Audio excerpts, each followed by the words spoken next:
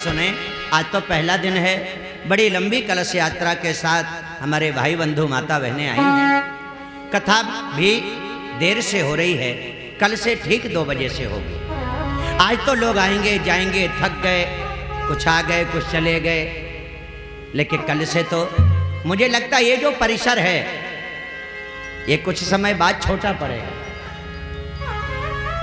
जो भी हमारे नगर के संभ्रांत लोग आएंगे, बुजुर्ग लोग आएंगे, उनके लिए पूरे सम्मान के साथ अलग से चबूतरों पर बैठने की विशेष बिछाई की व्यवस्था की जाएगी। पूरे सम्मान के साथ भागवत महापुराण की कथा हम और आप सुनेंगे।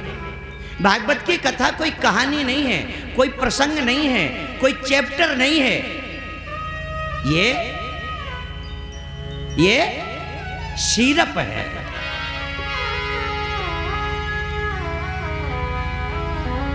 कोई कहता कल्प वृक्ष है, ये बात ठीक है। भागवत महापुराण की कथा कल्प वृक्ष है, भागवत महापुराण की कथा पारसमणि है, भागवत महापुराण की कथा अमृत है, भागवत महापुराण की कथा कल्प वृक्ष का पका हुआ फल है, जिसे सुखदेव जी महाराज ने तोता के रूप में डाली से तोड़ा और भारत देश के लोगों के लिए नीचे टपकाया।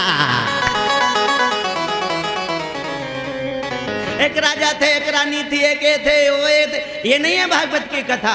भागवत की कथा कल्प वृक्ष का पका हुआ फल है। और आप जानते हैं, मुझे ज्यादा कहने की जरूरत नहीं है, आप लोग गहराई से समझना। अपने देश में या विश्व में या ग्रंथों में या आयुर्वेद शास्त्र में भी जो हजारों साल पुराना है, उसमें आप देखना ये कहावत और ये मिसाल है, तोता उसी फल में चोंच मारेगा जो मीठा होगा। अपने यहां कोई भी फल गिरेगा, तोता कटा हुआ है तो लोग कहते हैं उठा लो मीठा होगा। तोता को काटो है, की को काटो है, ये अलग अलग अंतर है। तोता को काटो लोग का तो उठा लो, और सांप को काटो कर छोड़ो ना।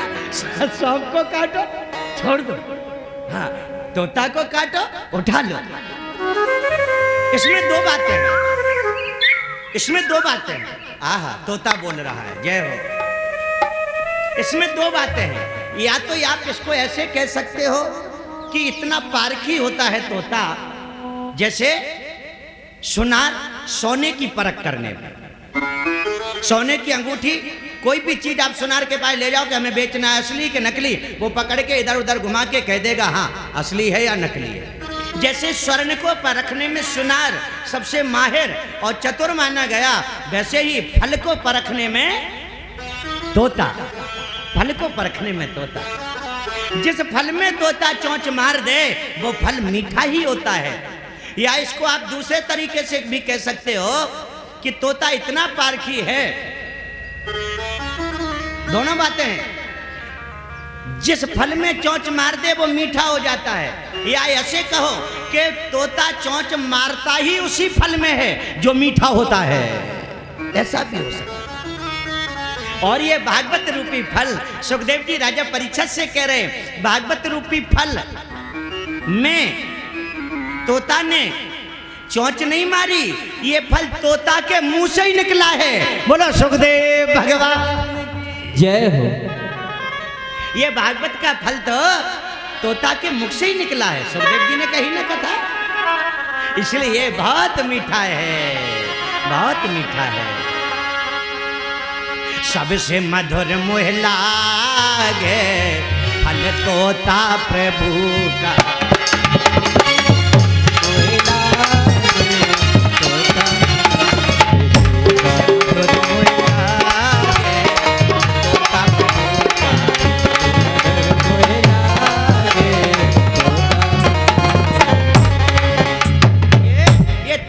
मुख से निकला हुआ फल है श्रीमद् भागवत जी की पावन कथा, जिसे हम और आप सुनते हैं। आज पहले दिन में आपसे कथा में कहूं, एक बहुत सुंदर चर्चा है भागवत की कथा में पहले दिन, और आप सातों दिन इसका अनुभव करना कि भागवत की कथा क्या चीज है। भागवत की कथा किताब का विषय नहीं है, भागवत की कथा डायरी का विषय नहीं है, भागवत की कथा तो दिल का विषय है। यहाँ आप देखेंगे सामने भागवत मैया से मुझे एनर्जी मिल रही है, मुझे ताकत मिल रही है। और भी भागवतें आपके गांव में होती होंगी, आप जानकारी करना और गौर से देखना। भागवत के पिछाई 15 डायरी धरे कथा ब्याज, 15 डायरी, भजन की अलग, दृष्टांत की अलग, कथा की अलग। डायरी का विषय नहीं है कथा, कथा तो हृदय का विषय है। हमारे पास तो एक कागज भी नहीं है यहाँ तो ग्रंथ है, सुखदेव जी का फल रखा हुआ है, सुखदेव जी का फल। देखिए भागवत में पहले दिन हमारे टोड़ी फतेहपुर में वेद पुराण पढ़ने वाले हैं बूढ़े पुराने लोग। कोई भी कथा व्यास टोड़ी में आके ये ना सोचे कि कथा वाचक हम हैं। टोड़ी में कौन नहीं जानत, महाराज से ज्यादा टोड़ी के बूढ़े आदमी जानते हैं। हमारे बुजुर्ग लोग सुख सागर, प्रेम सागर, भक्ति सागर, रामायण, बड़े बड़े ग्रंथ टोड़ी फतेहपुर में 60 पढ़े जाते हैं। यहाँ की कथा अद्भुत है, यहाँ मेरे जानकार लोग हैं। भागवत महापुराण की कथा जो यहाँ हो रही है सब जगह नहीं होती। अगर मैं भागवत के अंदर की चर्चा करूं, भागवत की कथा जहां भगवान शंकर रहते हैं, पार्वती जी रहते हैं कैलाश पर्वत पे, वहां भागवत की कथा नहीं होती। कितना गजब, ध्यान देना।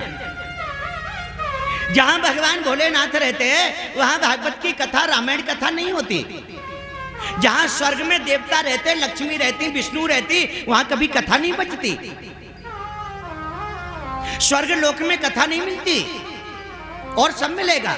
सुंदर सुंदर अप्सराएं हैं, सुंदर सुंदर अप्सराएं हैं, विश्व मोहिनी सुंदरी हैं, बैकुंठ का अमृत है, ऐरावत हाथी है, सूरज चंदा है, पारसमणि है, कल्प वृक्ष है। लेकिन भगवान की कथा बैकुंठ में भी नहीं है, स्वर्ग में भी नहीं है, कैलाश पर नहीं है।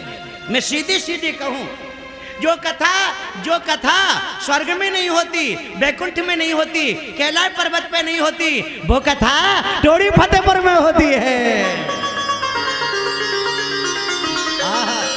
वो कथा टोड़ी फतेहपुर में होती है, जो शंकर जी के गांव में नहीं होती, विष्णु भगवान के गांव में नहीं होती। इंद्र इतना बड़ा आदमी ऐरावत पे चलता है, लेकिन घर में रामान जी नहीं है।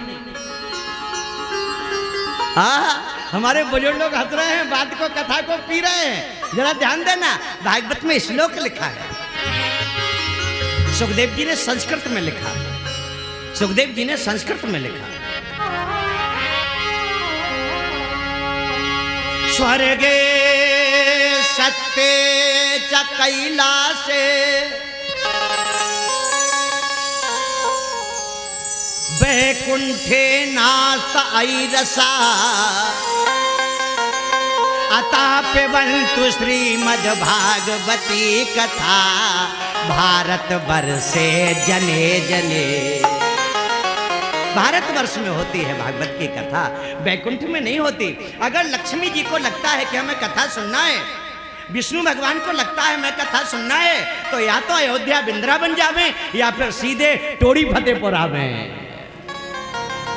अगर शंकर जी को कथा सुनना है तो कैलाश पर्वत से धरती पे उतरते हैं, बाबा कुंभज ऋषि के यहाँ जाते हैं कथा सुनने के लिए। अकेले नहीं, गणेश जी की मम्मी को साथ में लेवा के जाते हैं। आजकल के लोग कथा ऐसे सुनते हैं, वो कहते हैं मंगलवार को हम सुने आए, बुधवार को ढुकज्जा सुने आए। कहो दो जने संगे चलिए जो तो का नुकसान कर दे, पेट खराब हो जाए, जुकाम हो जाए। कथा संस्कार देती है, कथा संस्कार देती है। साथ में सुनो, साथ में भगवान शंकर पार्वती जी को लेके जाते हैं। एक बार त्रेता जुग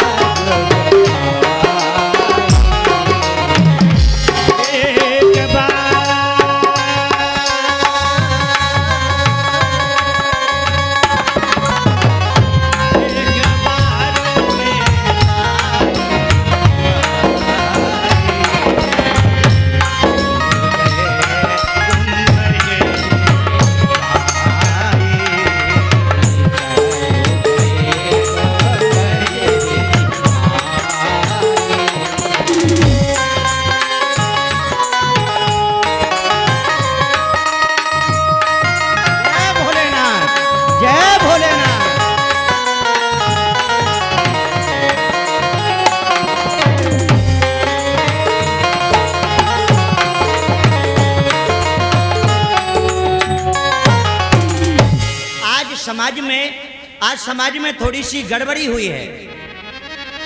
जो काम पूरे परिवार को मिलकर एक साथ करना चाहिए वो काम हम अकेले अकेले करते हैं, और जो काम अकेले अकेले करना चाहिए वो सबके साथ करते हैं। घर में टीवी चल रही हो, पिक्चर चल रही हो, दादा भी बैठे, नन्ना भी बैठे, नाती भी बैठो, मोड़ा भी बैठे, बंगन से कह रहे तुम भी आ जाओ। घर में फिल्म चल रही है, कोई धारावाहिक चल रहा है, अकेले अकेले देखो, ना जाने कौन सी कब क्या बात निकले। और भागवत की कथा सबको एक साथ बैठ के सुनना चाहिए। सो अलग अलग दिन जा रहे हैं, बुधवार को डुकरिया, बृहस्पति को नन्ना, बुधवार को नाती, गुरुवार को बेटा, अलग अलग कथा को साथ में जाओ। कथा में संस्कार मिलते हैं, कथा में संस्कार मिलते हैं। कथा जीवन जीना सिखाती है। भगवान शंकर अगर पार्वती है तो पार्वती और सती है तो सती साथ में लेके जाते हैं कथा सुनने के लिए। संग सती जग जननी भवानी, संग सती जग जननी भवानी,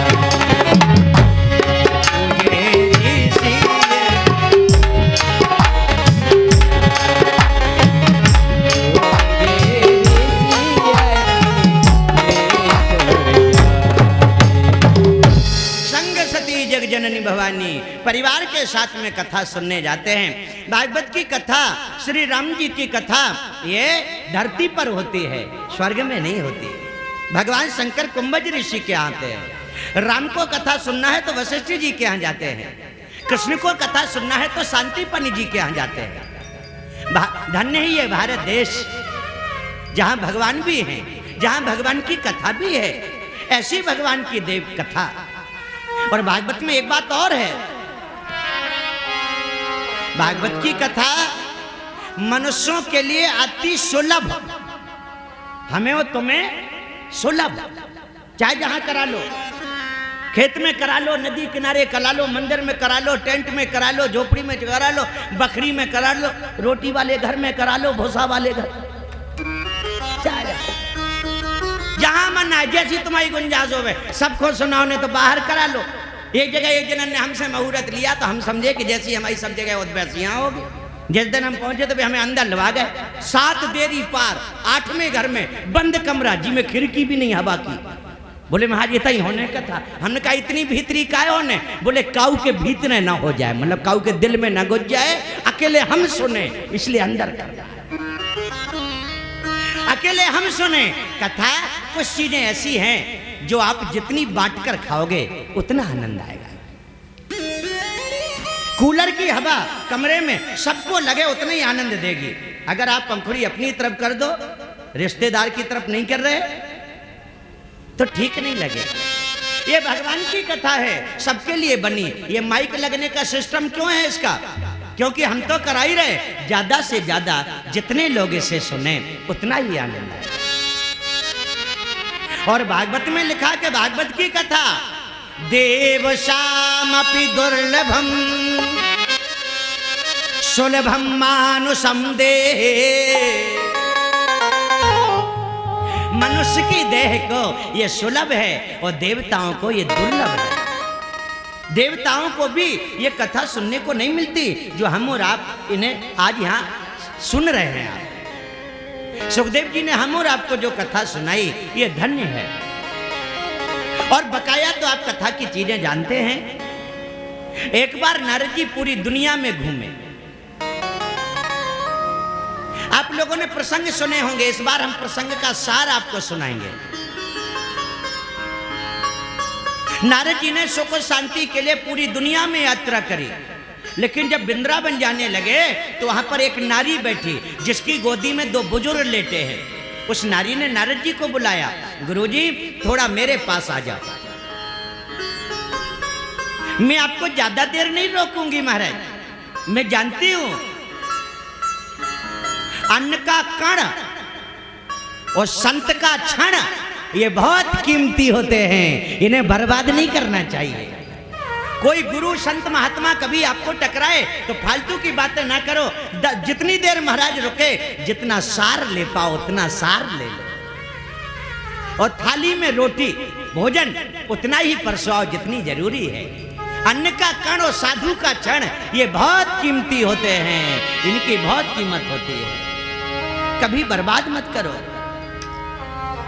गुरुजी मैं आपको ज्यादा नहीं रोकूंगी, आप जल्दी में हो। श्रीमन नारायण नारायण।